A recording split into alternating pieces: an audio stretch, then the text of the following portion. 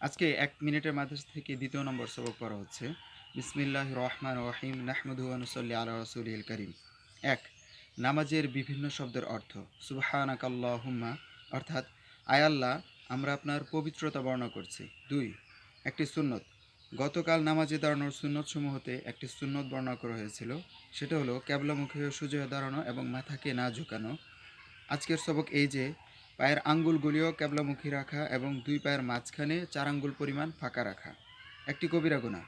কবিরা গুনাহ বা বড় গুনাহ তওবা ছাড়া মাফ হয় না এবং এ ধরনের একটি গুনাহই একজন মানুষকে জাহান্নামে পৌঁছানোর জন্য যথেষ্ট।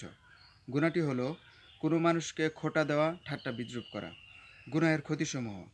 গুনাহের কারণে দুনিয়াবি একটি ক্ষতি এই যে গুনাহের কুফলে রিজিক কমিয়া যায়, অর্থাৎ রিজিকের বরকত চলে যায়।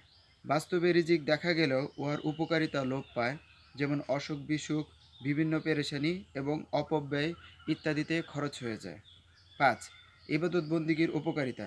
ইবাদত বন্দিগির ফলে দুনিয়াবি একটি উপকার এই যে আসমান ও জমিন হতে বিভিন্ন রকমের বরকত এবং ভালাই নসিব হয়, অর্থাৎ ইবাদত বন্দি করলে আসমান থেকে আল্লাহ সুবহানাহু ওয়া তাআলা অগণিত রিজিক দান করেন এবং পারিপার্শ্বিক যত ভালো মন্দ আছে সব ভালোর দিকগুলোতেই যায়। আল্লাহ তাআলা আমাদেরকে এগুলোর উপর আমল করার তৌফিক দান করুন। আমিন।